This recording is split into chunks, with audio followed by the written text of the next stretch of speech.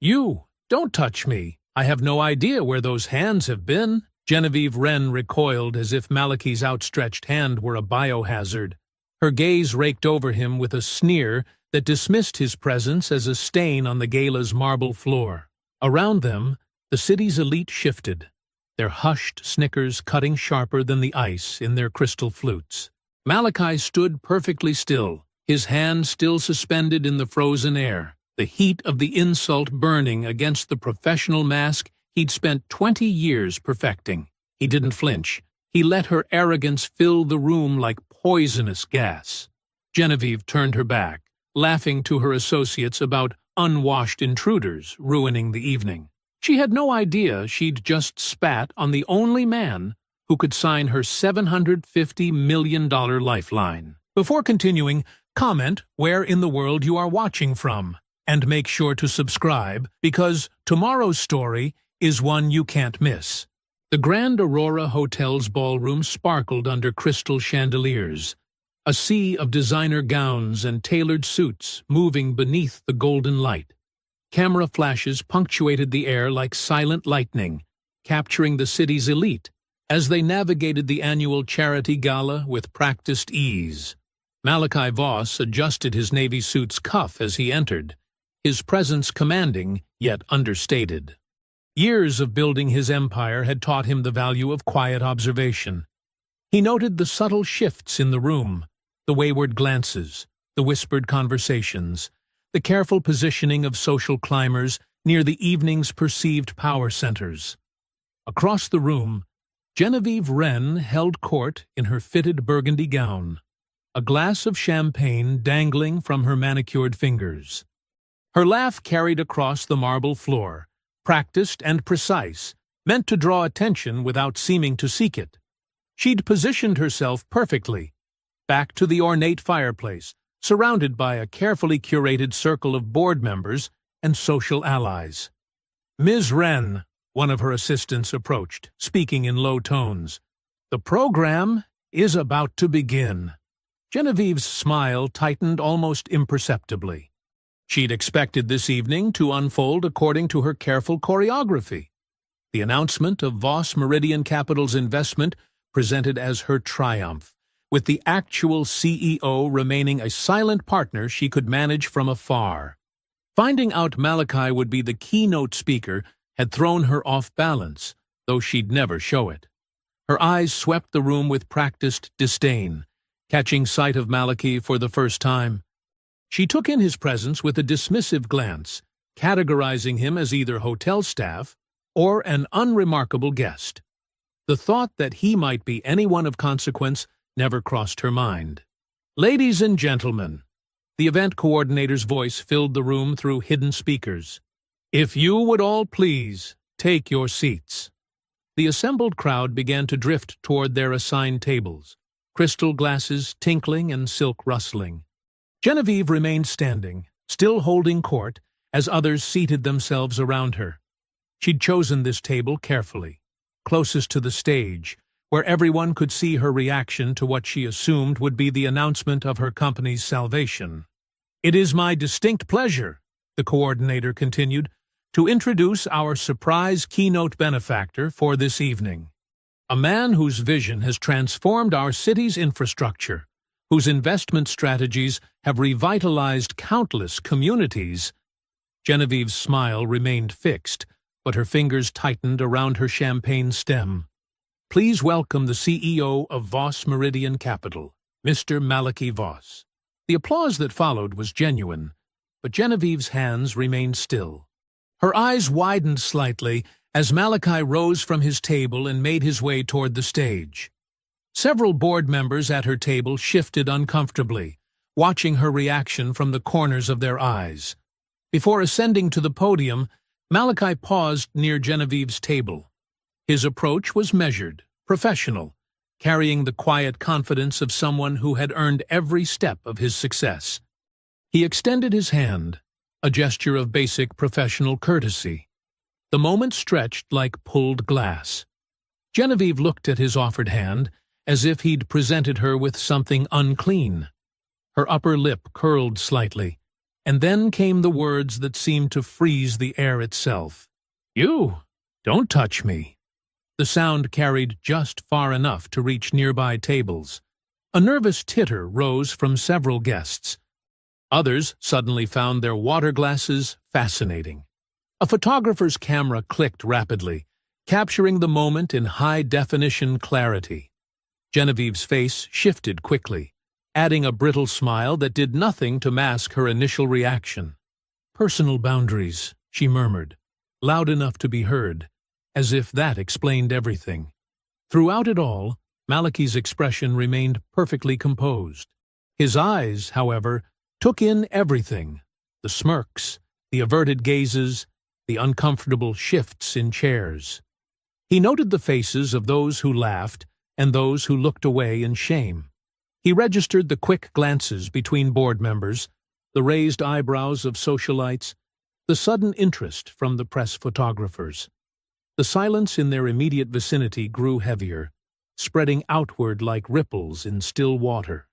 Genevieve's smile remained fixed, but uncertainty had begun creeping into her eyes. Something in Malachi's calm felt suddenly dangerous, though she couldn't say why. With deliberate grace, Malachi withdrew his hand. The movement was smooth, unhurried, as if her reaction was precisely what he'd expected. Without a word, he turned toward the stage, leaving Genevieve standing in a silence that had become deafening. The ballroom held its breath. Glasses stopped clinking. Conversations died mid-sentence. Even the photographers' cameras fell silent, as if sensing that something momentous had just occurred, though few yet understood exactly what. In that stretched moment, Genevieve's certainty began to crack. The way Malachi moved toward the stage, unbowed, unhurried, carried a weight she hadn't expected. For the first time that evening, doubt crept into her practiced poise, and she felt the uncomfortable sensation of power shifting beneath her feet. Malachi ascended the stage with measured steps, each footfall echoing through the now silent ballroom. The crystal chandeliers cast a warm glow across his composed features as he approached the podium. Behind him, the massive screens displayed the Voss Meridian Capital logo, alongside the gala's charitable causes. Genevieve remained rooted near her table, her burgundy gown catching the light as she attempted to steady her expression. Her fingers clutched her champagne glass too tightly, knuckles white against the crystal stem. Around her, board members shifted in their chairs, their gazes ping-ponging between their CEO and the man she'd just insulted. "Thank you for that warm introduction," Malachi said, his voice carrying effortlessly across the room. "And my sincere gratitude to the host committee for their tireless work in supporting our city's most vulnerable communities." He paused, allowing his words to settle over the crowd. The silence felt heavier now, charged with anticipation. Several photographers had repositioned themselves, sensing something significant was about to unfold. "Before we proceed with tonight's program, I have an important announcement to make." Malachi's tone remained perfectly level, professional. "After careful consideration, Voss Meridian Capital has decided to formally withdraw from our proposed $750 million strategic partnership with Ren Dominion Holdings, effective immediately." The reaction rippled through the room like a shockwave. Several board members physically recoiled in their seats. A woman at table 3 dropped her fork, the clatter sharp against the sudden intake of breath from those around her. At the back of the room, reporters began furiously typing on their phones. Genevieve's champagne glass trembled slightly. 2 spots of color appeared high on her cheeks as the full impact of his words registered. Her eyes darted to Harold Matthews, her CFO, who had gone absolutely still, his face ashen. Only a select few knew how desperately Ren Dominion needed this deal to shore up their over-leveraged positions. "We wish Ren Dominion continued success in their future endeavors," Malachi continued, as if he weren't announcing the potential collapse of a century-old family empire. "Now, Let us return our focus to tonight's true purpose, supporting the extraordinary work of our charitable partners. The calm in his voice made the statement devastating. He hadn't raised his voice, hadn't mentioned her behavior, hadn't needed to. The connection between her public display of contempt and this financial guillotine was impossible to miss. Genevieve moved before she could stop herself, her heels clicking against the marble floor as she headed for the stage. Several guests turned to watch her approach, their expressions a mix of morbid fascination and second-hand embarrassment. The same people who had laughed nervously at her "you" moment now studied their wine glasses with intense concentration. "Mr. Voss," she called out as he stepped away from the podium. "A word in private, please." Her voice aimed for authoritative, but landed somewhere between demanding and desperate. Malachi turned to face her, his expression unchanged. "I believe we've already had our interaction for the evening, Ms. Wren." The words were polite, but carried an unmistakable finality. "You can't just—" she started, then caught herself, aware of the dozens of eyes watching. Lowering her voice, she continued, "This is a misunderstanding. The deal is too important to both our companies to let a social misstep."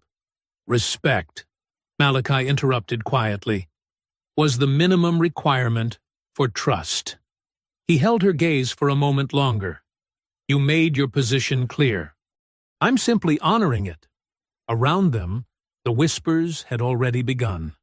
A Reuters reporter in the corner was speaking rapidly into his phone. Two board members huddled with their heads together, gesturing urgently.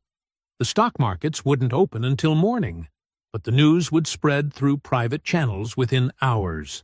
Genevieve watched helplessly as Malachi descended the stage and made his way toward the exit. Several high-profile donors who had been clustered near her table earlier now found reasons to drift away. The power dynamics in the room had shifted seismically, and everyone could feel it. "What do we do?" Harold Matthews appeared at her elbow, his voice barely above a whisper. "Without this capital—" "Shut up!" Genevieve hissed, painfully aware of the reporters still watching. The reality of her situation was crashing down around her. She had just publicly demeaned the man who held her company's future in his hands. Worse, she had done it in front of witnesses, cameras, and the exact social circle whose opinion she valued above all else. The band, reading the room poorly, chose that moment to resume playing. The melody felt jarring against the tension still thick in the air. A few couples moved hesitantly to the dance floor, more to break the awkward tableau than from any genuine desire to dance. Genevieve spun toward her chief of staff, who was already approaching with a worried expression. "Find every photographer," she ordered through clenched teeth. "Every phone, every camera angle. Lock it all down before anyone can upload that footage." Her voice shook slightly. "And get me our PR team. Now!" The chief of staff nodded and rushed off, already dialing numbers. But Genevieve could see from the active screens around the room that it was probably too late. The story was already spreading, and with it, the beginning of her downfall. The wood-paneled side lounge of the Grand Aurora Hotel felt suffocating despite its generous size. Genevieve paced across the Persian carpet, her burgundy gown swishing with each turn. Lydia Sloane stood near the door, phone pressed to her ear, while two board members, James Foster and Richard Klein, sat rigid on the leather sofa. Their legal advisor, Marcus Bennett, loosened his bow tie as he flipped through messages on his tablet. "It was a simple misunderstanding," Genevieve insisted, her voice tight. "Personal boundaries, event stress. The lights, the noise. Write whatever narrative works, but fix this before the markets open." Lydia covered her phone's microphone. "I have the Chronicle's business editor on hold. He's willing to run our statement first." "Good." Genevieve stopped pacing. "Make sure he emphasizes the chaos of the event, the confusion, anything but the reality." James Foster cleared his throat. "Genevieve, the covenant triggers." "I know about the covenants," she snapped. The word made her stomach clench. If their lenders sensed weakness, the entire debt structure could unravel before breakfast. Meanwhile, across the emptying ballroom, Malachi sat with Evelyn Pike at their table. The remnants of dessert lay untouched before them as Evelyn made notes on her phone. "Table 7, Evelyn murmured.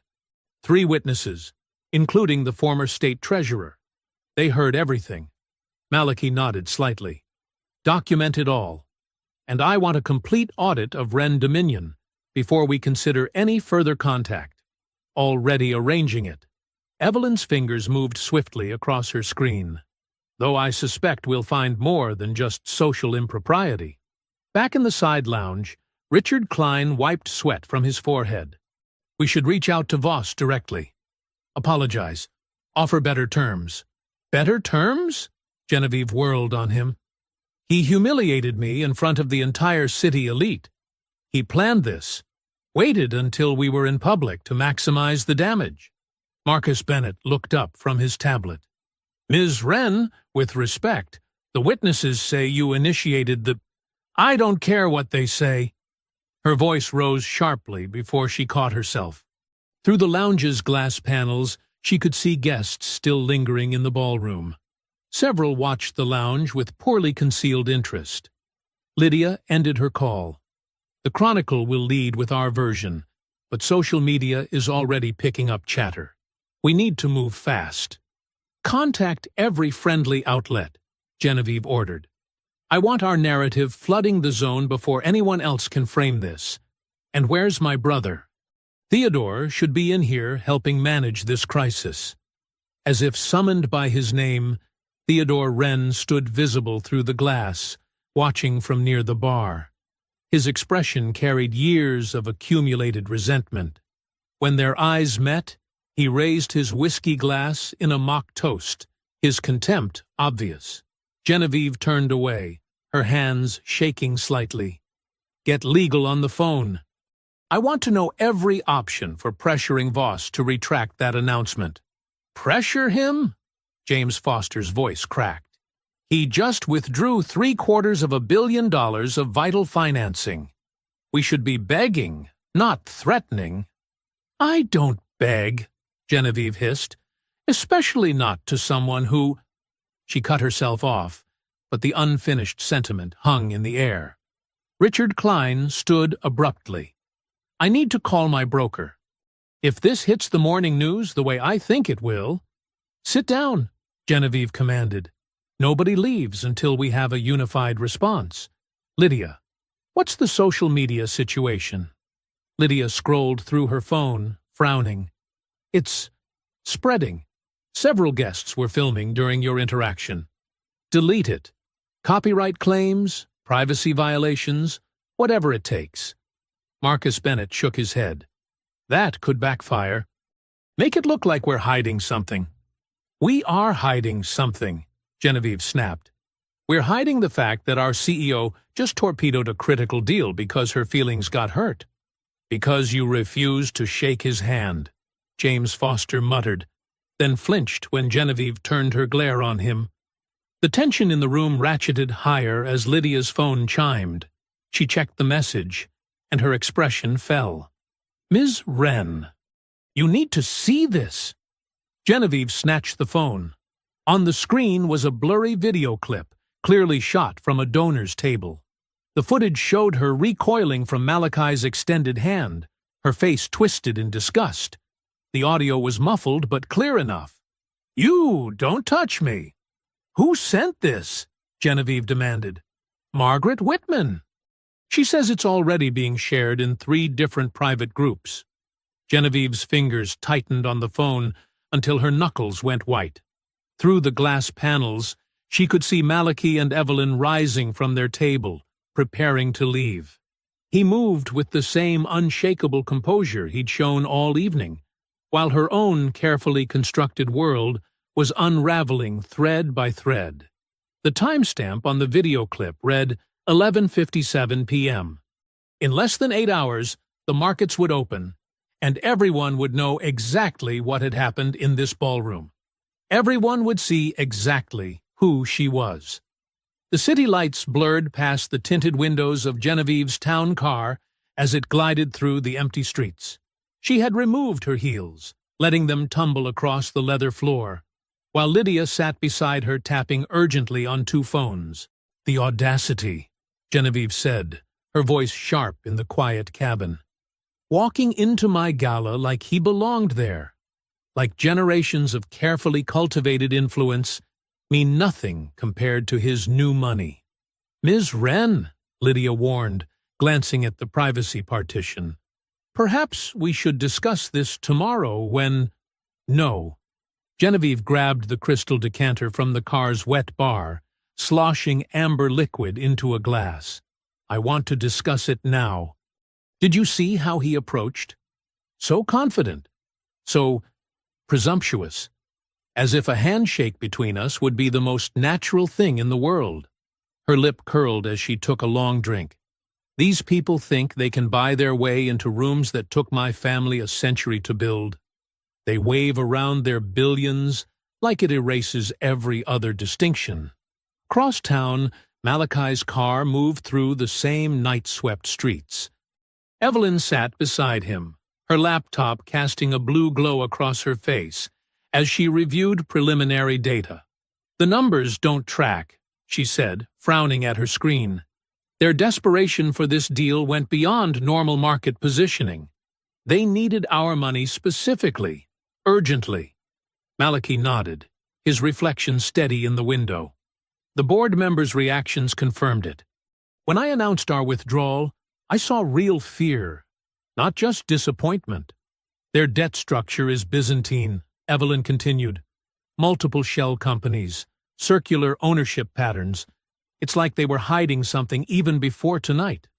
Back in Genevieve's car, Lydia set down both phones with deliberate care. "Ms. Wren, I need to be clear. We cannot afford any recorded statements that might inflame the situation further." "Inflame?" Genevieve laughed, a brittle sound. "I'm simply stating facts. My grandfather built half this city's skyline. My father shaped its future. Now we're supposed to pretend that anyone with sufficient funds deserves equal standing." "The press won't see it that way," Lydia insisted. "They'll focus on the handshake, the public rejection." "Because they've lost all sense of proper order," Genevieve cut in. "When did we decide that old money and new money were identical? When did we agree that social hierarchies built over generations should bend to accommodate every ambitious outsider?" The car turned onto Park Avenue, passing darkened luxury boutiques and doorman buildings. Lydia watched Genevieve drain her glass, noting how her employer's careful public mask had cracked to reveal something colder underneath. "These spaces," Genevieve continued, gesturing at the prestigious addresses sliding past, "they mean something. They represent a legacy of influence that can't be purchased with a single transaction. Malachi Voss needs to learn where he belongs." Malachi's town car pulled up to his company's headquarters, a gleaming tower of steel and glass. In his private penthouse office, he and Evelyn immediately began coordinating with their overnight team. "Pull everything," he instructed, removing his tie as analysts' faces appeared on various screens. "Every public filing, every private document we accessed during deal preparation. I want to know exactly what we almost stepped into." Evelyn moved between workstations, directing different research streams. "Focus on their redevelopment corridor first. The displacement complaints from those neighborhoods never added up. Cross-reference all their subsidiary entities," Malachi added, "especially ones registered in the past 18 months. The office hummed with focused energy as the team dug deeper. Outside the floor-to-ceiling windows, the city sparkled below, unaware of the scrutiny being applied to one of its oldest business empires. The first red flags emerged. An analyst found irregularities in how Wren Dominion had structured ownership of several major projects. Another uncovered a pattern of shell companies that seemed designed to move liabilities off their main books. "Look at this," Evelyn said, enlarging a document on the main screen. "The redevelopment corridor. They've been using numbered entities to hide the true cost of relocating residents. The public numbers are fiction." Malachi studied the data, his expression hardening. They were going to saddle us with these liabilities. The $750 million wasn't just about expansion. It was about offloading their rot onto our books. The team worked through the night, uncovering more threads of financial deception. What had begun as a social slight now pointed toward systematic corruption. The handshake rejection wasn't just about prejudice. It revealed the arrogant assumption that Malachi could be both insulted and exploited. The evidence had mounted into something undeniable. Evelyn gathered the key findings while Malachi stood at his window, watching the first hint of dawn touch the eastern sky. "The contempt makes more sense now," he said quietly. "She thought she could humiliate me publicly because she assumed we were desperate to close this deal. She never imagined I'd walk away." Evelyn finished compiling her report, her face illuminated by the screen's glow. She sent Malachi a single, urgent message. "Do not reinstate anything. Their numbers are rotten."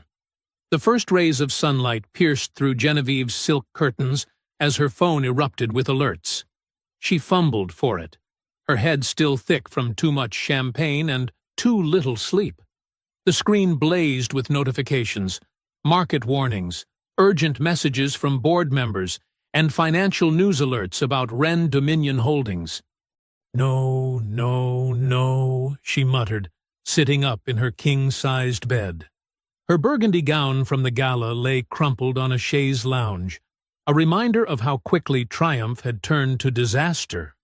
Across the city, Malachi stood in Voss Meridian's gleaming conference room, his crisp white shirt still fresh despite the sleepless night. Evelyn spread documents across the polished table, while analysts cycled through presentation screens on the wall. "The Asian markets already reacted to the news," Evelyn said, gesturing to a downward trending graph. "Wren Dominion's partners in Singapore and Hong Kong are getting nervous." Malachi nodded, studying the data. "Show me what else you found overnight." In her penthouse, Genevieve paced in a silk robe, while her hair and makeup team rushed to prepare her for an emergency video appearance. Her PR chief, Marcus, held up his tablet. "CNBC agreed to a phone interview in 10 minutes, he said. "We're positioning this as routine deal timing, nothing personal. The narrative is that both parties simply decided to reassess terms." "What about the interaction?" Genevieve asked, as a stylist pinned her hair. "If it comes up, we call it a brief social misread. Stress, loud room, simple mistake. Nothing more." Back at Voss Meridian, Evelyn pulled up a complex financial structure on the main screen. "This is where it gets interesting," she said. "The $750 million wasn't earmarked for expansion at all. Look at these debt obligations coming due." She highlighted several numbers that pulsed red. They're underwater on at least 3 major developments. The Metropolitan Corridor project alone has hidden costs of nearly $200 million. Malachi leaned closer. "Show me the displacement numbers." New slides appeared. Photographs of a historic neighborhood, mostly working-class homes and small businesses. Overlaid were statistics showing resident removals, property acquisitions, and violation notices. They used shell companies to hide the true cost of forcing people out, Evelyn explained. Pressure campaigns, targeted code enforcement, artificial property devaluation.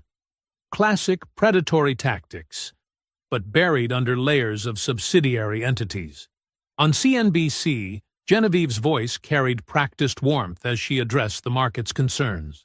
"This is simply about timing and strategic fit," she assured the host.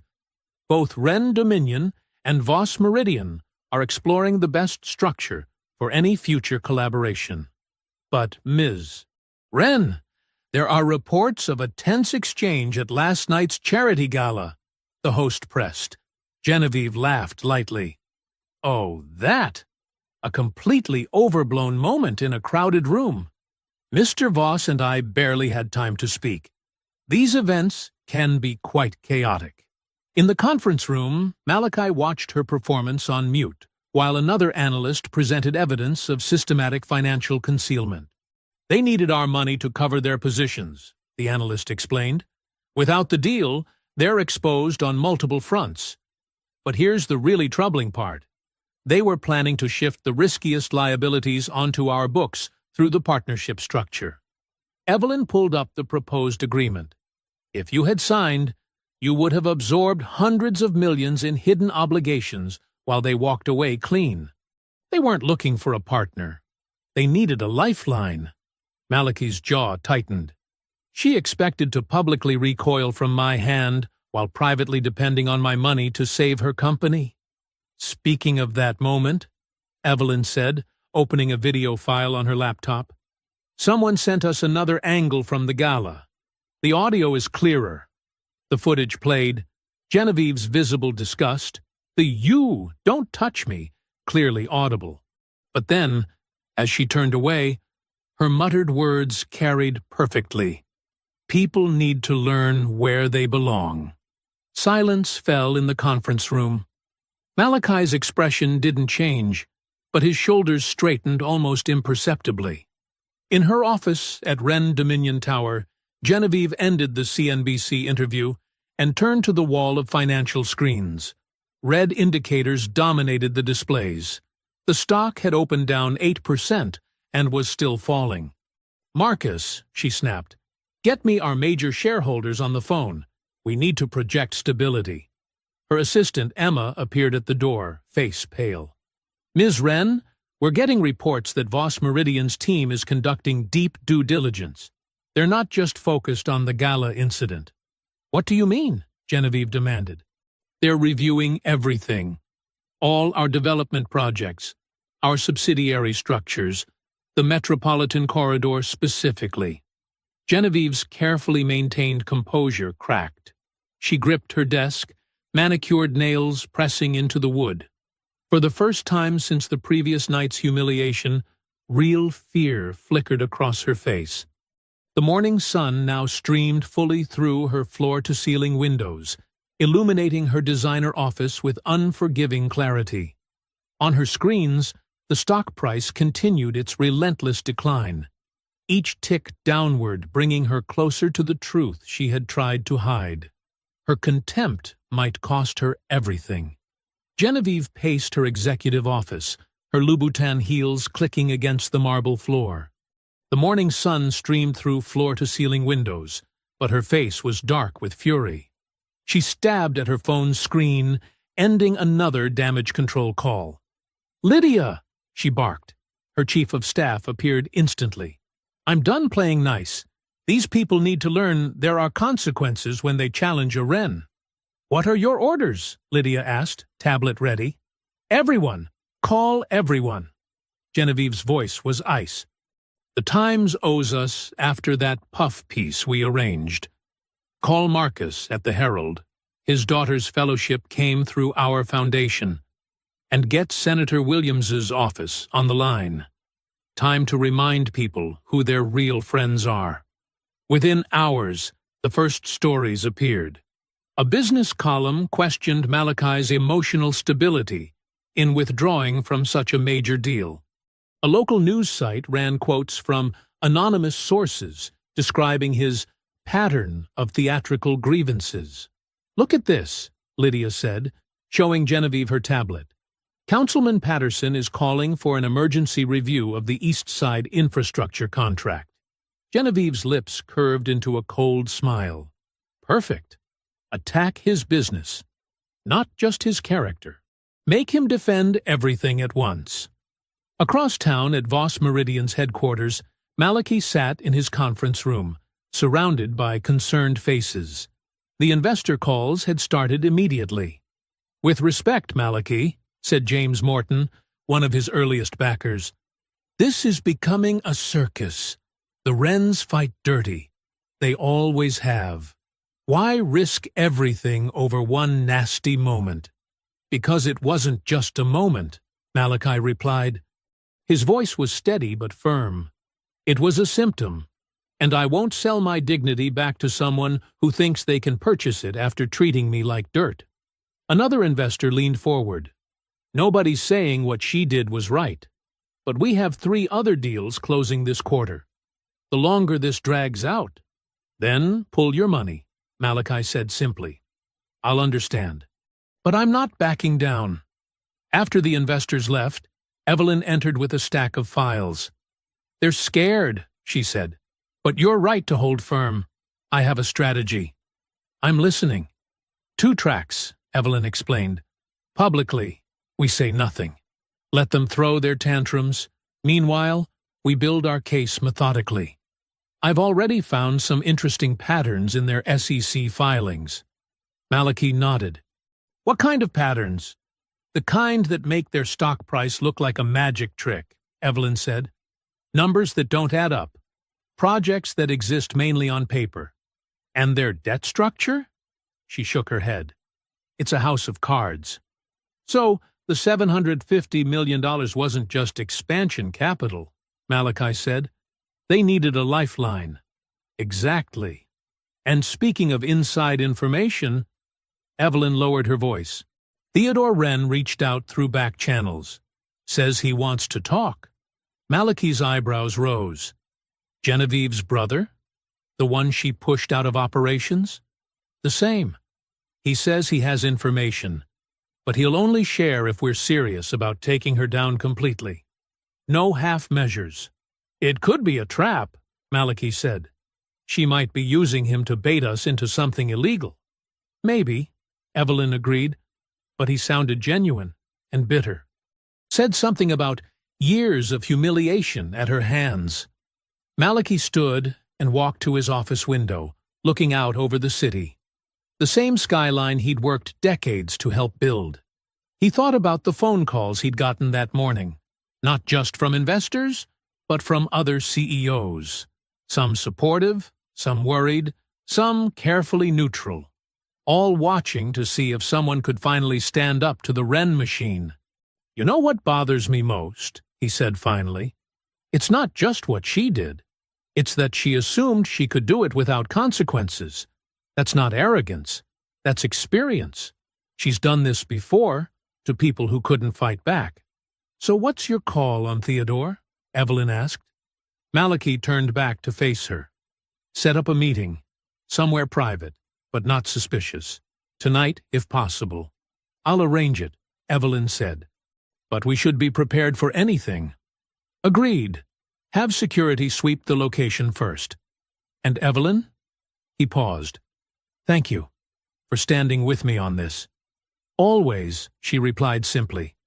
Some fights need fighting. As Evelyn left to arrange the meeting, Malachi's phone buzzed with another media alert. A prominent columnist was now suggesting that certain CEOs were weaponizing grievance at the expense of working people's pensions. He set the phone down without reading further. Let them spin their stories. The truth would come out, one way or another. And if Theodore Wren was really ready to turn against his sister, this fight was about to enter a whole new phase. The afternoon sun slanted through his window, casting long shadows across his desk. In a few hours, he would meet Theodore and discover whether family betrayal would be his key to exposing the truth or a carefully laid trap. Until then, there was work to be done.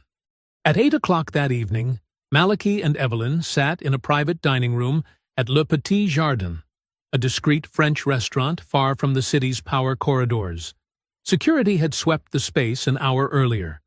Now they waited, watching Theodore Wren fidget with his water glass. He looked nothing like his polished sister. Where Genevieve cultivated an image of effortless sophistication, Theodore's expensive suit hung loosely on his frame, his tie slightly crooked. His eyes darted around the room. I appreciate you meeting so quickly, Theodore said, but we need to be careful. Genevieve has eyes everywhere. We've taken precautions, Evelyn assured him. The staff is discreet, and we have counter-surveillance in place. Malachi studied Theodore's nervous movements. Why come forward now? Because she finally went too far. Theodore's hand trembled as he reached for his water. That gala wasn't just about you. It was about her whole pattern, thinking she can crush anyone who questions her. Across town, in a private room at the Capitol Club, Genevieve held court at an emergency board dinner. Crystal glasses clinked as she worked her charm on the directors, her voice smooth as aged whiskey. "This whole situation has been blown completely out of proportion," she said, gesturing elegantly. Mr. Voss clearly misinterpreted a simple moment of social anxiety on my part. Back at Le Petit Jardin, Theodore's bitter story spilled out. "She pushed me out 3 years ago. I was chief financial officer. Our father's wish before he died. But I started asking questions about the books." "What kind of questions?" Evelyn pressed. "Shell companies. Dozens of them." Theodore pulled out his phone, showing them a complex chart. "See these entities? They're empty boxes that hold debt. When investors or partners look at Wren Dominion's books, they don't see the full liability structure." Malachi leaned forward. "That's why she needed our deal." Theodore nodded. "The $750 million wouldn't just have funded expansion.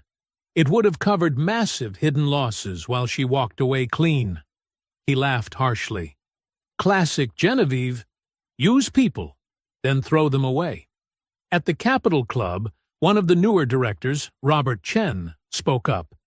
"What exactly happened at the gala, Genevieve? There are different versions circulating." Genevieve's smile never wavered. "Oh, it was nothing, really. I was feeling overwhelmed.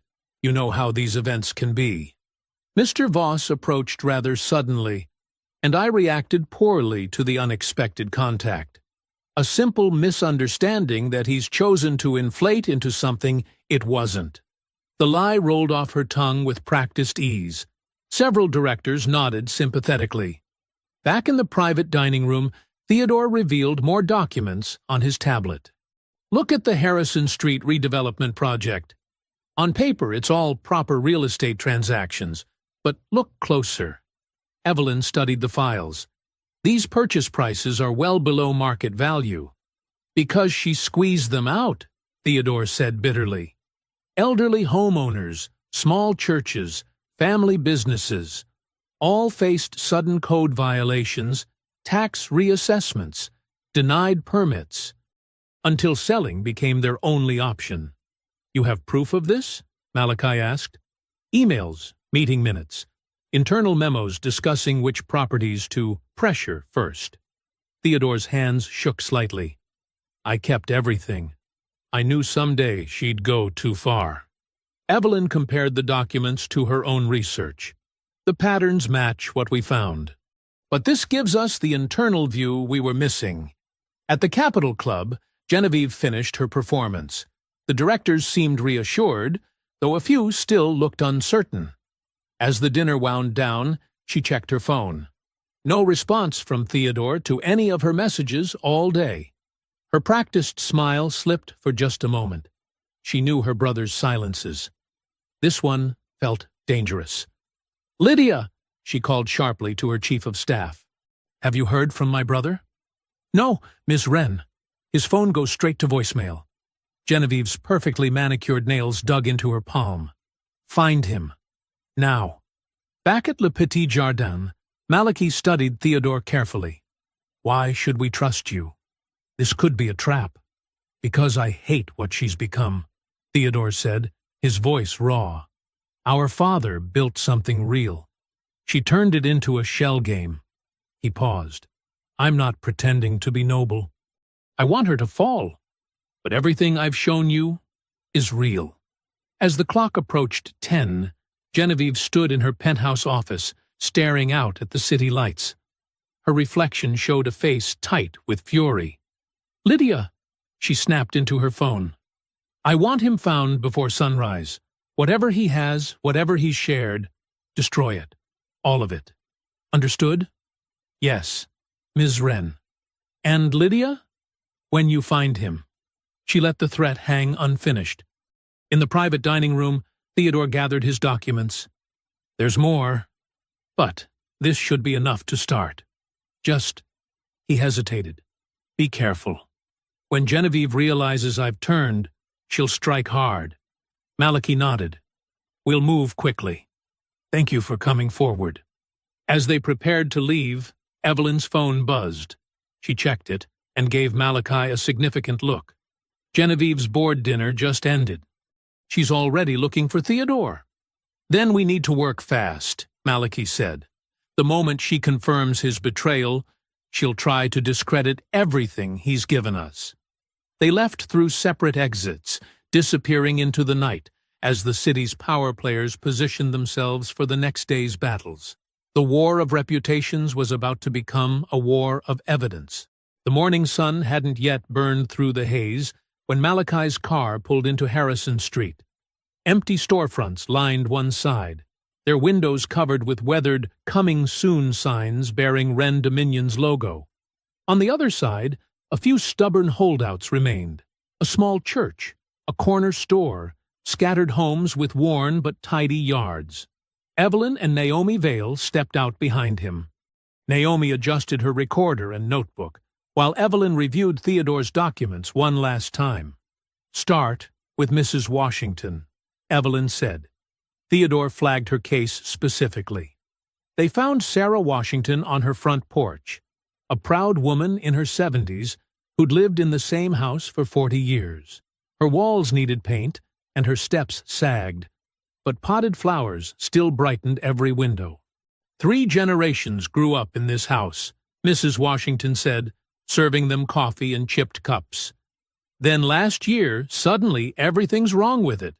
Code violations every week, tax reassessments, even got cited for those flowers, if you can believe it." She spread documentation across her kitchen table: violation notices, inspection reports, threatening letters from Ren Dominion's attorneys. They offered to buy, of course. "Half what it's worth." Mrs. Washington's voice hardened. "When I refused, they said they'd condemn it. Take it anyway." Naomi photographed each document while Evelyn noted dates and reference numbers. Malachi watched Mrs. Washington's hands shake as she stacked the papers. "I saw you on the news," she said suddenly, looking at Malachi. "That fancy party where that rich lady wouldn't shake your hand. Made me laugh. She treats you like that in public. Imagine how she treats folks like us, when nobody's watching." Down the street, they found Reverend Marcus at First Baptist. The small church had served the community for 60 years.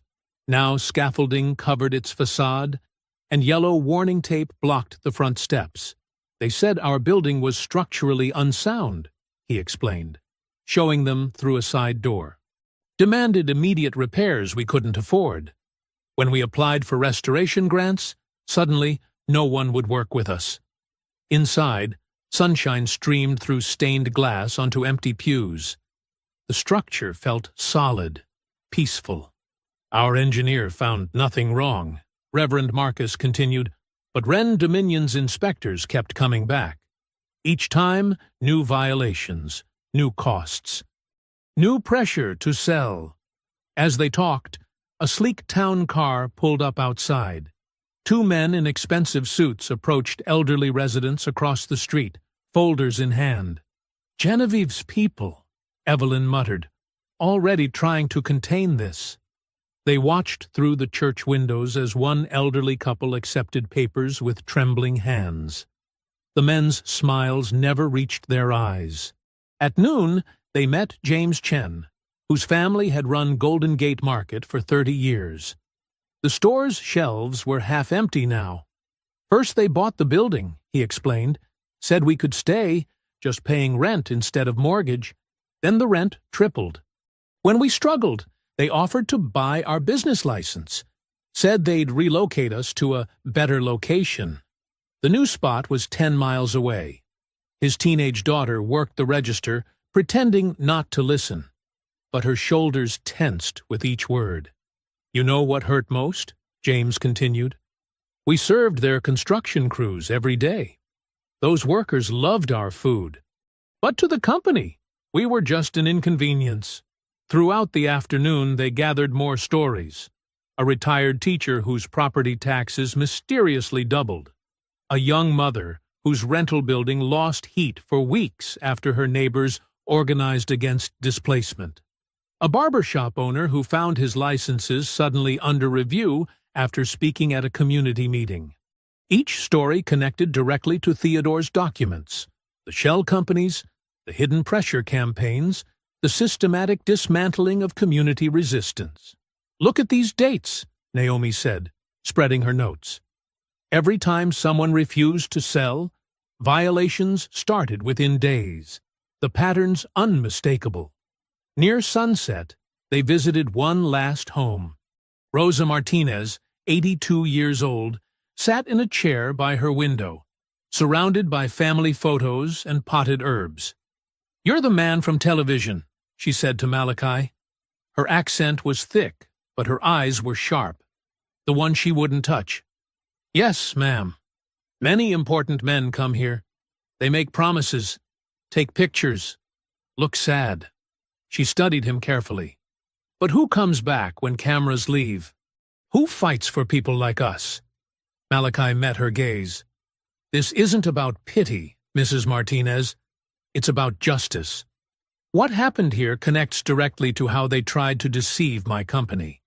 We're not just gathering stories, we're building a case." "Pretty words," she smiled slightly. "But I watch you all day. You listen differently than others. You understand what it means to be seen as, how do they say? Inconvenient." As darkness fell, they walked back to their car. The street was quiet now, porch lights coming on one by one. "This isn't just another scandal story anymore," Naomi said, reviewing her recordings. "This is about system that's worked this way for years because no one had the power to fight back." She looked at Malachi. "Until now." Malachi gazed back at the neighborhood, at Mrs. Washington's defiant flowers, at the church's determined scaffolding, at James Chen's daughter still working the register. Behind each window was a story of dignity under siege. "Genevieve thought she could humiliate me and still profit from my money," he said quietly. "She never imagined her contempt would expose all of this." Genevieve's penthouse office gleamed like polished bone in the night skyline. She sat behind her desk, flanked by Martin Shore, her most trusted legal advisor, and Derek Walsh, a political consultant known for making problems disappear. "The redevelopment corridor is our weakness," Martin said, spreading photos from Malachi's neighborhood visit across her desk. "If he connects those displacement stories to the gala footage, then we destroy his credibility before he can make the connection stick." Genevieve's manicured nails drummed against her desk. "What do we have?" Derek adjusted his wire-rimmed glasses. "The Voss family runs several charitable organizations. Most are standard fare. Scholarships, youth programs, community grants. But there's one interesting thread. The Voss Education Foundation, chaired by his sister, Althea. The retired judge?" Genevieve leaned forward. "Yes. They process millions in scholarship funds annually. Complex financials, multiple donor streams, lots of regulatory requirements." Derek smiled thinly. "Perfect for raising questions, even if there are no real answers." Genevieve's eyes lit up. "Make the call." Across town, Malachi's driver pulled into his driveway. The house lights were on, unusual at this hour. He found Althea in his study, reading through Foundation documents at his desk. "You look tired, little brother," she said without looking up. Malachi loosened his tie. "Long day gathering stories in the redevelopment zone. Families forced out, businesses squeezed dry. And now Genevieve Wren is coming after the Foundation." That stopped him. "What?" Althea handed him a letter. "Regulatory inquiry citing anonymous concerns about our scholarship administration. They want 10 years of records by next week." Malachi's hands tightened on the paper. She's targeting family now. Did you expect anything less? Althea finally looked up. Her eyes, so like their mother's, held steel. Women like her count on one thing, that decent people will choose dignity so carefully they never hit back hard enough to matter. The foundation helps hundreds of students, and every one of them will be fine.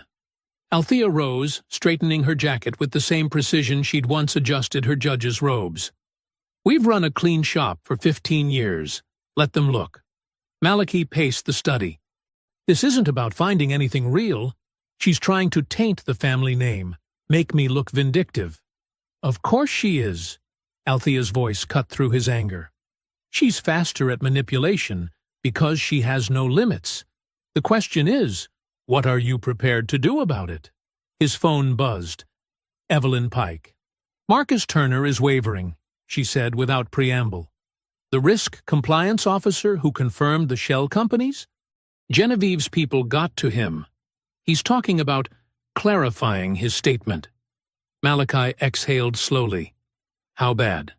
The facts are still strong, but public perception is sliding her way. She's painting you as an aggressor, herself as a victim of misunderstanding. If Turner flips, we lose credibility on the financial fraud angle, Malachi finished. Althea watched him closely. Remember what Dad used to say? Sometimes you have to choose between looking dignified and being effective. Malachi stared out at the city lights. The same skyline that had once seemed full of possibility now felt like a web of power protecting its own. He thought of Mrs. Washington's shaking hands, of James Chen's daughter at the register, of Rosa Martinez asking who would return when cameras left. His phone buzzed again. Naomi Vale. I can break this wide open, she said. Her voice thrummed with controlled excitement. Theodore's documents, the displacement patterns, the shell companies, all of it. But I need one more source inside Ren Dominion to corroborate the internal timeline.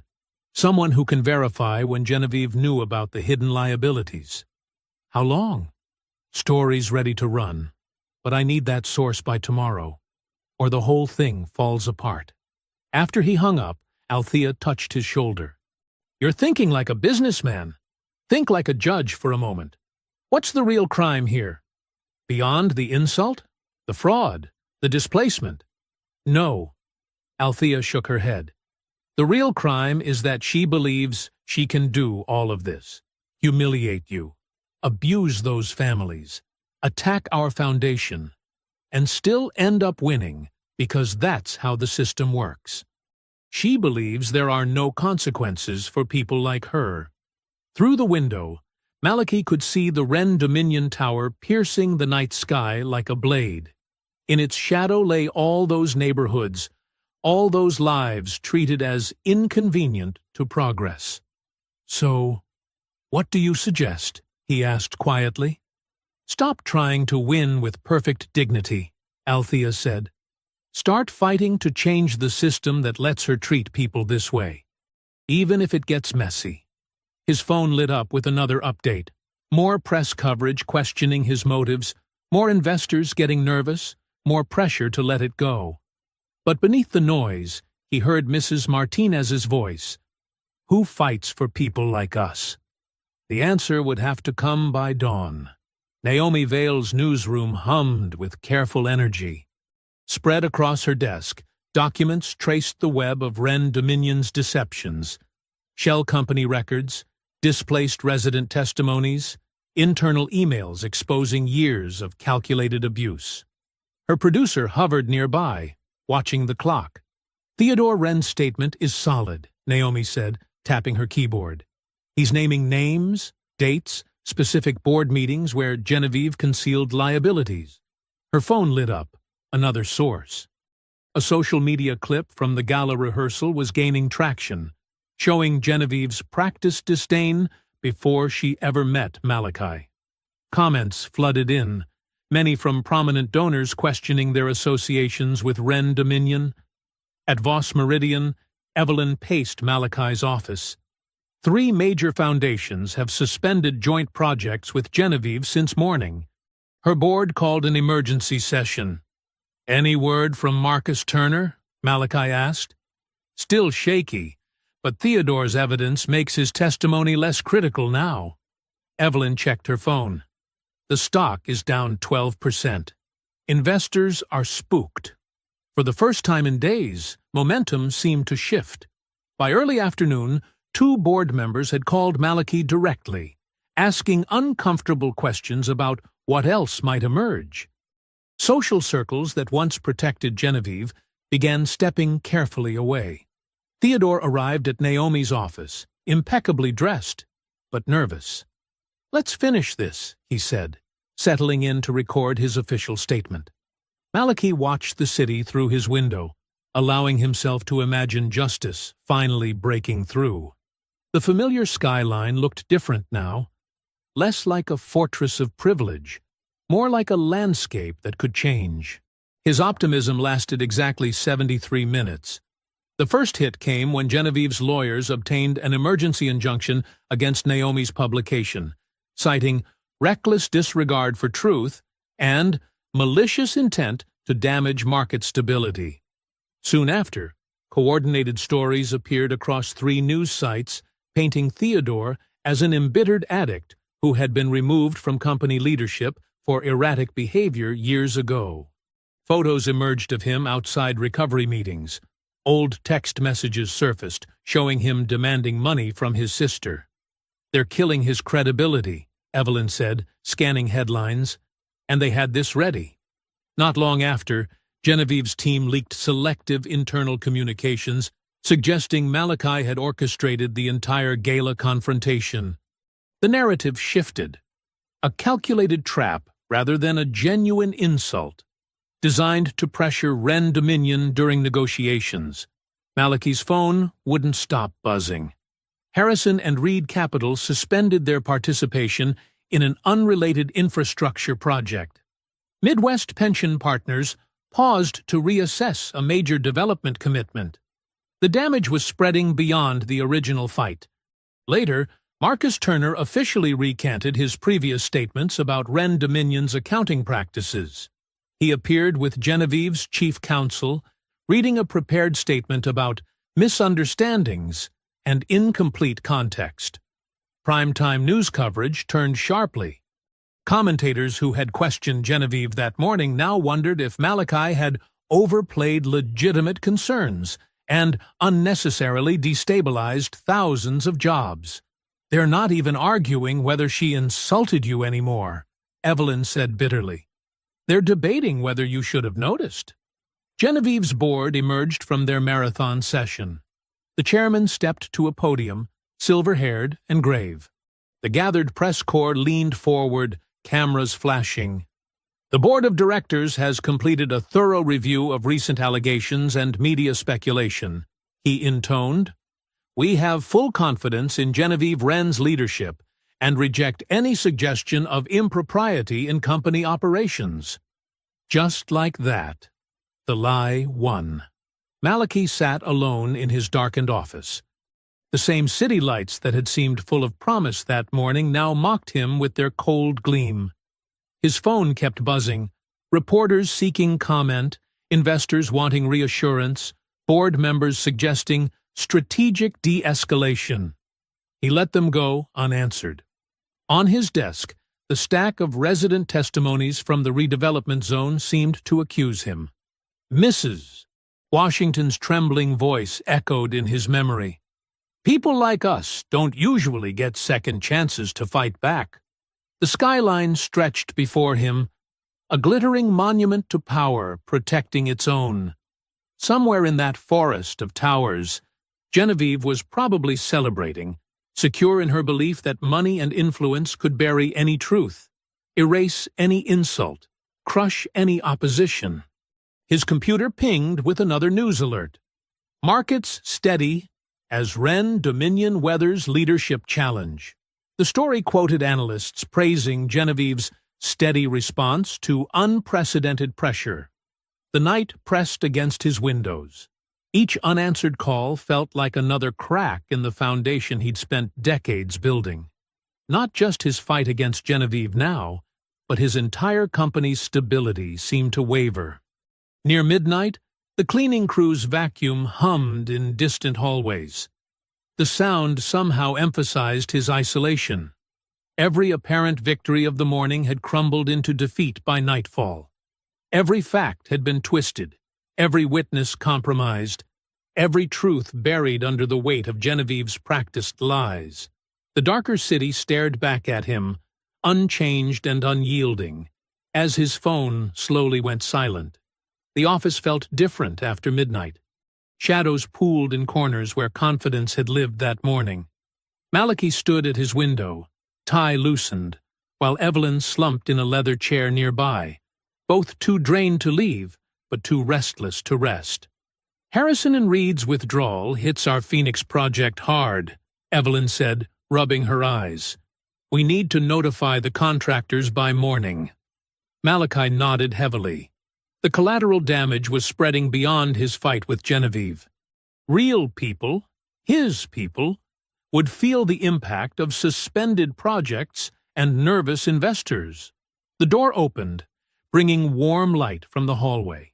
Althea entered, carrying a cardboard tray with 3 large coffees. Her presence filled the room with quiet strength, the kind that came from decades of watching justice move at its own pace. "You both look terrible," she said, setting down the coffees. "But at least you're still standing." "Barely," Evelyn replied, reaching gratefully for a cup. Genevieve's board backing her publicly was the final blow. The market believes her now. Malachi turned from the window. "We have to consider a strategic retreat, not because she deserves it, but because other people are paying the price for my decision to fight back. The Scholarship Foundation can weather their audit," Althea said. "Don't use me as an excuse. It's not just you. Harrison and Reed pulling out affects 300 jobs in Phoenix. Midwest Pension's pause puts the entire riverfront development at risk. My own board is getting nervous calls about contagion risk." Malachi sank into his chair, the weight of responsibility pressing down. "Maybe we find a quiet way to step back, protect what we can." Althea set her coffee down with a sharp click. "That's exactly what she's counting on." "She's winning, Althea." "She's not winning. She's exhausting you. There's a difference." Althea leaned forward. "Power like hers survives by making principled people too tired to finish what they start. She knows most opponents will choose dignity over endurance." "This isn't about dignity anymore," Malachi argued. "Real people are getting hurt. People were already getting hurt. Those families in the redevelopment zone, the widow with the violation notices, they've been hurting for years while Genevieve played society queen with their lives." Evelyn sat up suddenly, reaching for her laptop. "Speaking of violation notices, let me check something in Theodore's files again." While she worked, Althea continued. "Remember what Dad used to say? Tired is not the same as wrong. You're exhausted, little brother. But you're not wrong." Malachi watched Evelyn's fingers flying across keys. "What are you looking for?" "The timing of certain transfers. When Genevieve started patching holes after the gala went bad." Evelyn's voice trailed off as she concentrated. The sky outside was still pitch black, but something in the room had shifted. Althea's presence anchored them, reminding them why the fight mattered beyond one insult or one news cycle. "Here," Evelyn said suddenly. "Look at these transaction patterns." She turned her screen. Complex financial flows mapped out like constellations, but with clear patterns emerging. "After you canceled the deal, Genevieve had to move fast to cover exposed positions," Evelyn explained. "She used shell companies, yes, but the money itself had to move through regulated channels. Each transfer over $10 million triggered automatic federal reporting requirements." Malachi leaned closer. "Those can't be erased." "Or spun by PR teams," Althea added. "Numbers don't care about social influence." Evelyn nodded. "This isn't just about hidden liabilities anymore? These movements show deliberate attempts to conceal material facts from investors and regulators. The timing proves intent. A text lit up Evelyn's phone. Theodore, still awake despite the brutal day. "He has something else," she said, reading. A video file he kept in private cloud storage. From the pre-gala strategy dinner. They waited as the file downloaded. When it opened, Genevieve's voice filled the office, crystal clear from someone's phone recording. "I don't care what his company's worth. These outsiders think they can just buy their way into rooms our family's built. Well, he can keep his self-made story. I only need his money, not his—" She laughed. "Well, certainly not his respect." The contempt in her voice was raw, unfiltered by PR coaching or social performance. This was Genevieve's true face, revealed before she ever met Malachi. "The timing matters here, too," Evelyn said quietly. "This was before the gala, before any interaction. She didn't recoil from you in some misunderstood moment. She planned to take your money while despising everything you represent." Malachi stood again, but differently now. The exhaustion remained, but underneath it, something harder had crystallized. Federal reporting trails and documented premeditation, Althea mused. A better foundation than just fighting insults with insults. The first pale hint of dawn touched the eastern sky. Evelyn closed her laptop with new energy. "Now we stop reacting," she said. "Now we set the stage. She'll walk onto herself." Malachi looked at his sister, the judge who had taught him that justice required both principle and patience. He looked at Evelyn, who had found the hard evidence that could pierce Genevieve's social armor. The path forward was clearer now, not despite the dark night, but because they had endured it. "Let's get to work," he said, as sunrise began painting the tower's gold. "It's time to build something she won't see coming." Morning light streamed through the floor-to-ceiling windows of Genevieve's penthouse office as she reviewed the press release draft. Her perfectly manicured finger tapped against the polished mahogany desk. "Change regulatory review to standard compliance process," she told Lydia. "And add something about our commitment to community values." Lydia made the adjustments on her tablet. "The grand ballroom at the Windsor is confirmed for tomorrow morning. Guest list at 150. Genevieve smiled, savoring the return of control. Yesterday's victory with the board had restored her confidence. Now it was time to cement her narrative permanently. "Who's confirmed from the media?" she asked. "Business Journal, Metro Daily, Channel 4 and 7. The Times is sending their society columnist rather than their business desk." "Perfect. They'll focus on the social dynamics, not the tedious financial details." Genevieve stood, walking to the window.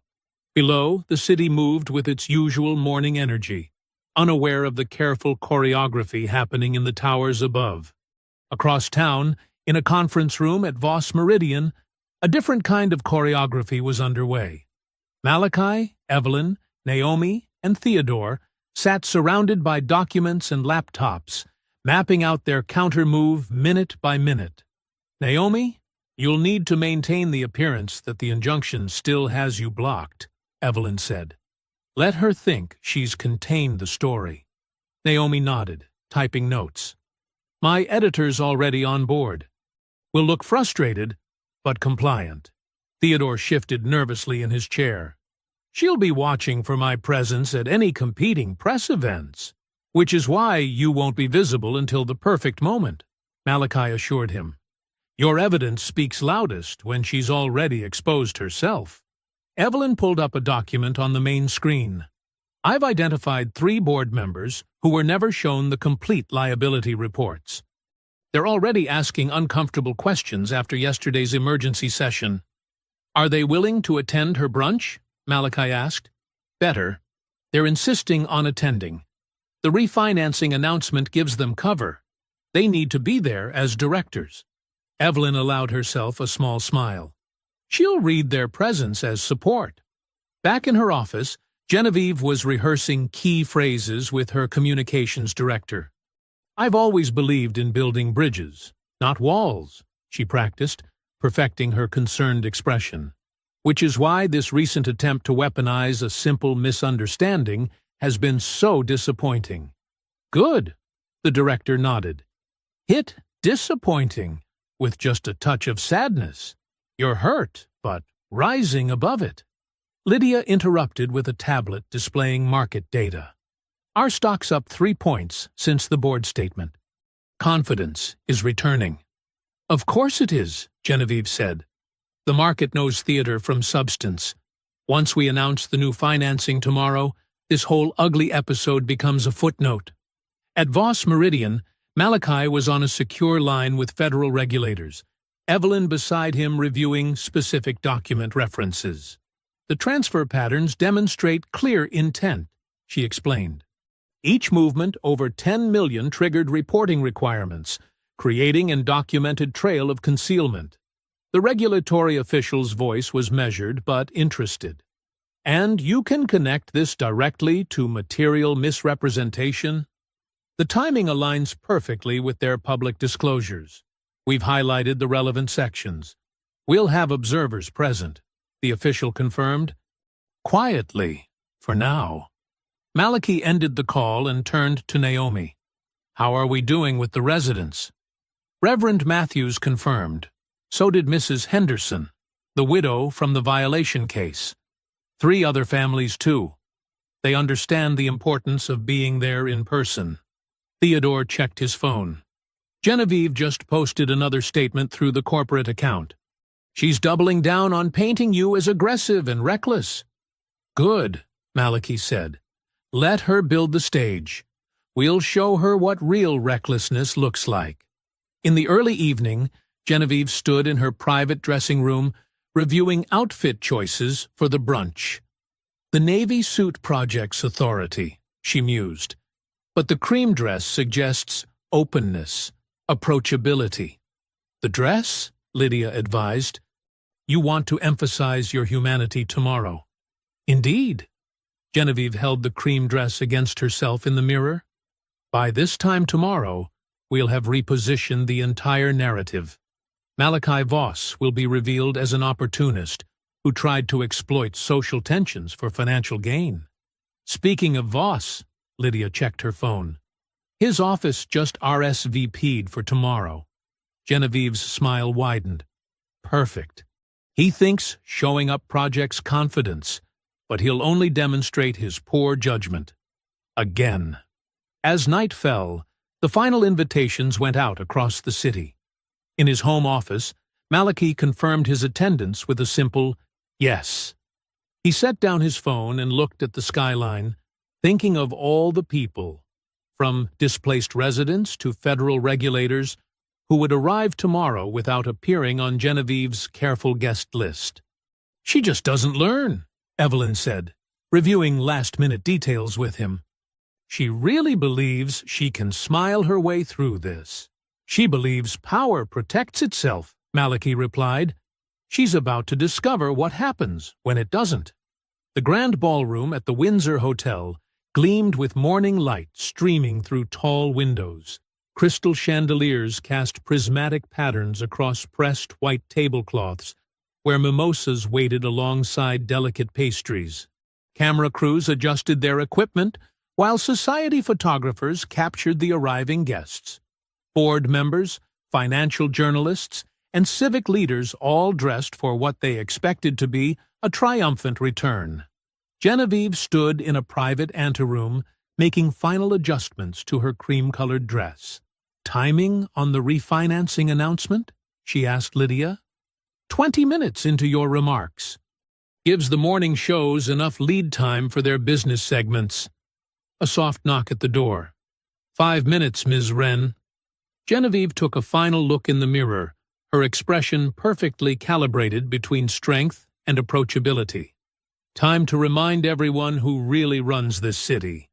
She entered the ballroom to enthusiastic applause, moving through the crowd with practiced grace. Every handshake and air kiss reflected years of social choreography. She reached the podium as the room settled. Cameras focused on her carefully composed smile. "Good morning," she began, her voice warm and measured. "Thank you all for coming today. Recent weeks have reminded me why leadership requires both vision and resilience." She paused, letting her expression suggest dignified hurt. "When misunderstandings are weaponized for personal advantage, we must rise above emotion and remember what truly matters. The thousands of jobs, families, and communities that depend on stable business leadership."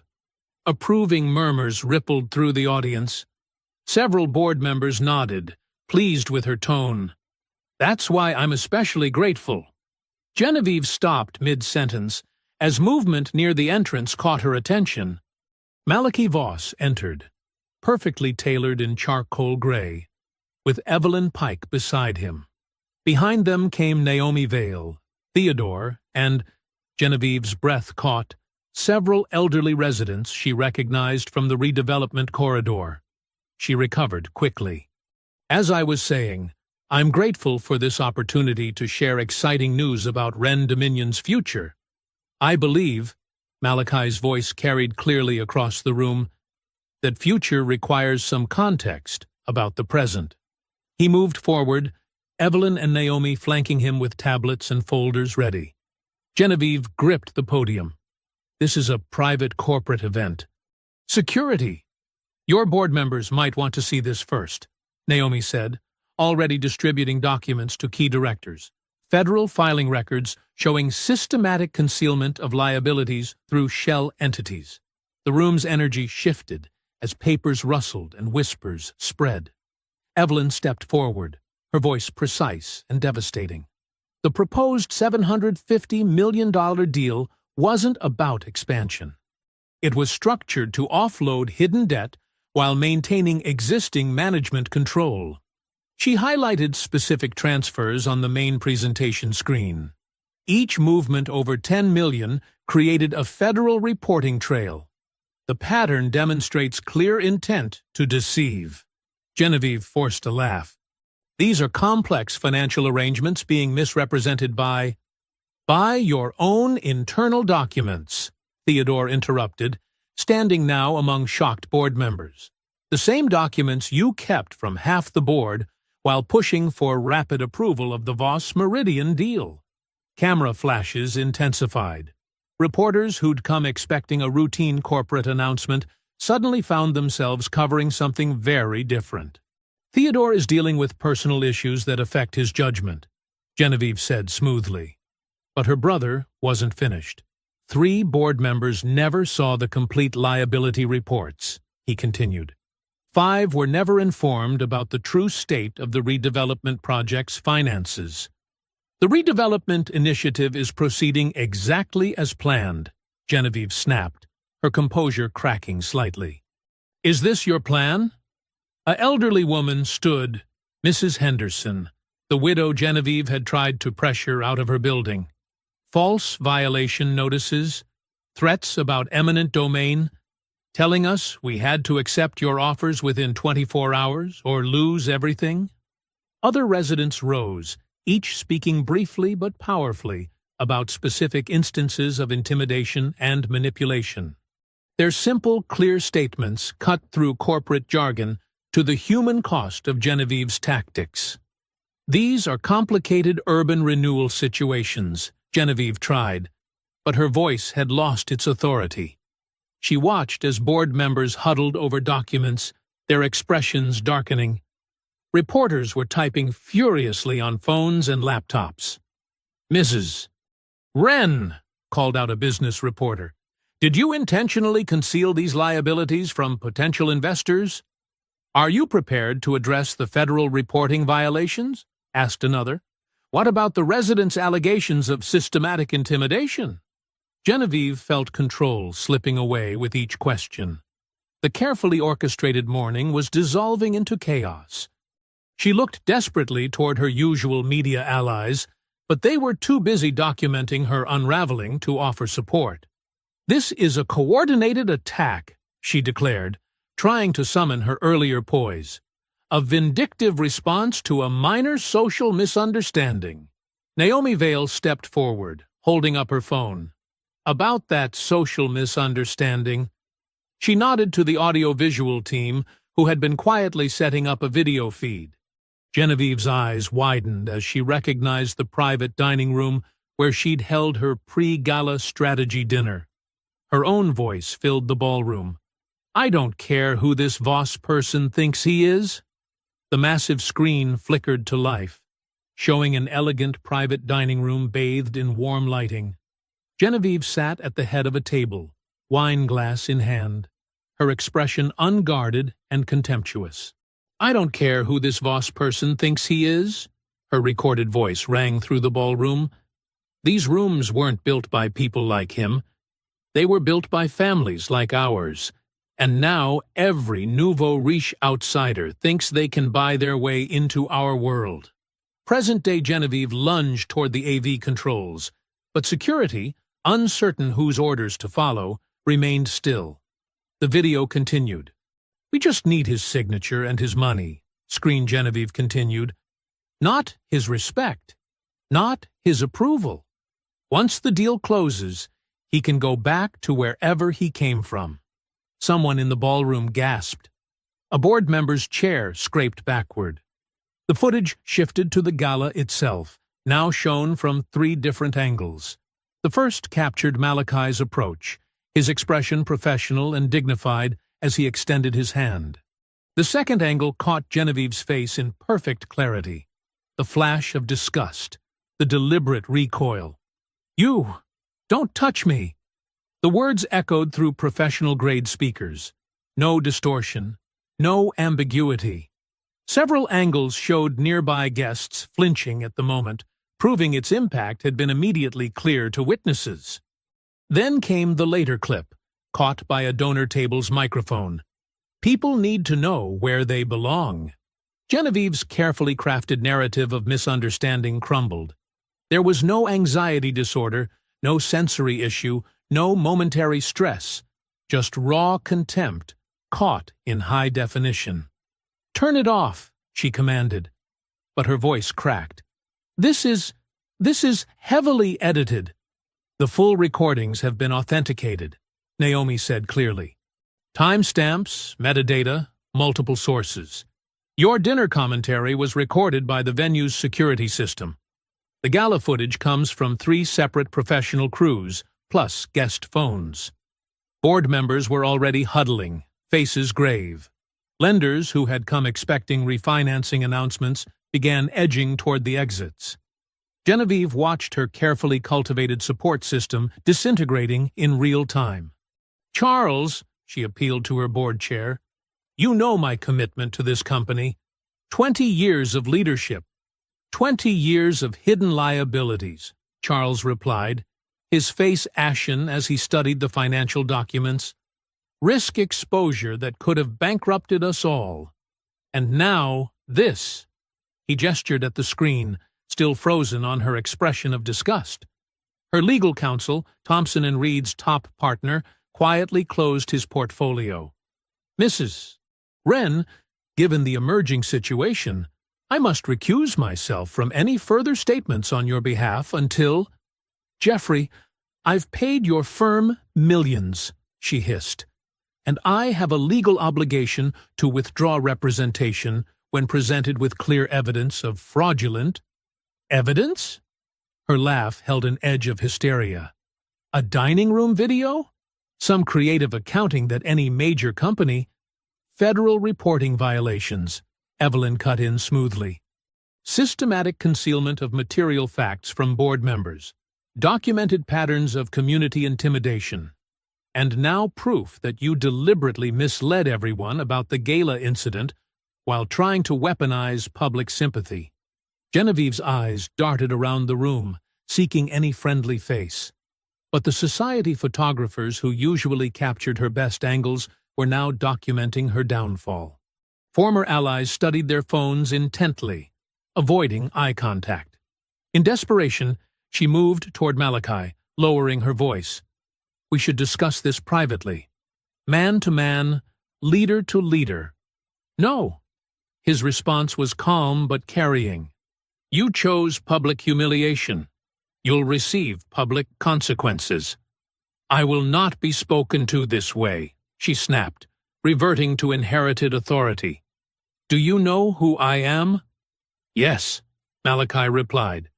Someone who thought power meant never having to show respect. Charles cleared his throat.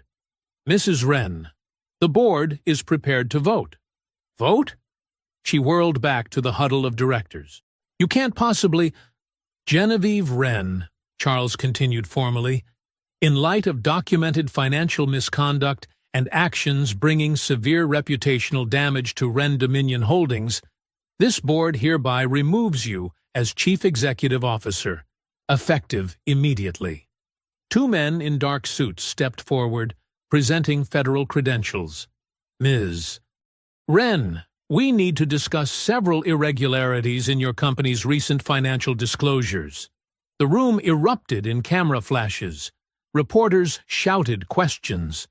Genevieve stood frozen, her perfectly constructed world collapsing in real time, every carefully managed relationship deserting her at once. You can't, she whispered, but the words held no power now. This company is my life. My family's legacy, a legacy of lies, Theodore said quietly, built on treating people as beneath you. Security finally moved, not to protect Genevieve, but to ensure an orderly exit as federal officials requested she accompany them. Her designer heels clicked unevenly on the marble floor, each step taking her further from the power she'd wielded so carelessly. 3 months after Genevieve Wren's removal as CEO, the redevelopment corridor she'd tried to exploit buzzed with energy. Construction crews worked alongside local contractors. Community planning meetings had replaced backroom deals. The same streets where elderly residents once faced pressure tactics now displayed bright banners announcing, "Building our future together." Malachi stood at a simple podium on the corner of Mason and 4th Street, where Mrs. Washington's threatened church had become a cornerstone of the new project rather than a casualty of it. The morning sun warmed the gathering crowd, a mix of longtime residents, city workers, ethical investors, and media drawn by the contrast between this approach and the scandal that preceded it. The difference isn't just in the plans, Naomi Vale observed from her spot near the stage, notebook in hand. Her exposé had sparked national conversations about development, power, and accountability. It's in who's making the decisions. She was right. The planning committee included church leaders, small business owners, and elderly residents who'd fought displacement. The financing structure, crafted with Evelyn's guidance, gave the neighborhood partial ownership. Construction jobs went first to local workers. Evelyn Pike herself had become a sought-after voice on corporate reform, turning down lucrative board seats to focus on restructuring predatory deals. The money was always here, she told a documentary crew filming the event. It just needed to serve the community instead of exploiting it. Theodore Wren stood quietly at the edge of the crowd. His testimony had helped unravel his sister's schemes, though he carried his own regrets for years of enabling her. He'd declined any role in the new project, choosing instead to work with investigators to help make things right. Malachi approached the microphone as the crowd settled. Behind him, architectural renderings showed affordable housing integrated with renovated historic structures, small business incubators, community spaces, a future built on respect rather than removal. 3 months ago, he began, this corridor represented everything wrong with development. Secret deals, hidden pressures, people treated as obstacles rather than partners. He paused, letting the contrast sink in. Today, we're showing a different way forward. Mrs. Washington, the church elder who'd first shown him the human cost of Genevieve's tactics, nodded from her seat in the front row. Her dignity had never needed anyone's permission. The Wren Dominion approach failed, Malachi continued. Not just legally, but morally. They thought power meant never having to listen, never having to respect, never having to treat people as equals deserving of basic dignity. The crowd murmured in agreement. Everyone knew about Genevieve's very public disgrace. The gala footage had become a symbol of entitled arrogance. She now faced federal proceedings without her usual shields of wealth and social connection. Her contemptuous, "You don't touch me," lived on as a warning about the cost of treating people as beneath notice. But Maliki didn't dwell on her downfall. This wasn't about revenge. It was about restoration. "This project belongs to you," he told the gathered residents. "Your voices shaped it. Your knowledge improved it. Your values guide it. And your community will share in its success." He gestured to the construction site where local crews had already begun work. Every job created here prioritizes neighborhood hiring. Every small business space includes protections for existing shops. Every housing unit comes with affordability guarantees backed by transparent oversight. Evelyn stepped forward to explain the ownership structure that gave residents actual equity, not just promises. Naomi shared how similar communities across the country were studying this model. City council members who'd once backed Genevieve now praised the new approach, though Mrs. Washington's knowing smile suggested she hadn't forgotten their previous positions. "This isn't charity," Malachi emphasized. "It's partnership. It's respect made visible through action. It's proof that development can serve people rather than displace them." The applause felt different from the polite golf claps of charity galas. This was the sound of genuine hope, of dignity recognized, of justice taking tangible form. As the formal presentation ended, Maliki moved through the crowd, shaking hands with residents, contractors, and community leaders. Each gesture carried the weight of contrast.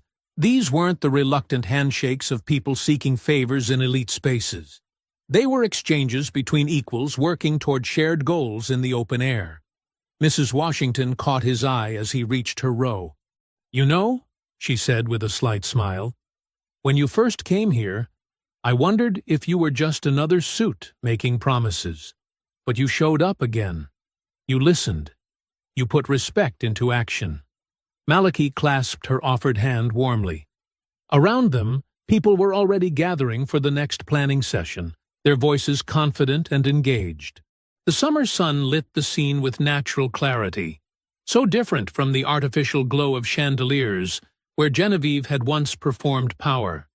The handshakes continued, each one a quiet revolution against the idea that worth came from exclusion. Here, in simple daylight, surrounded by the community she'd dismissed, real dignity was building something lasting. If you enjoyed the story, leave a like to support my channel and subscribe so that you do not miss out on the next one. On the screen, I have picked 2 special stories just for you. Have a wonderful day.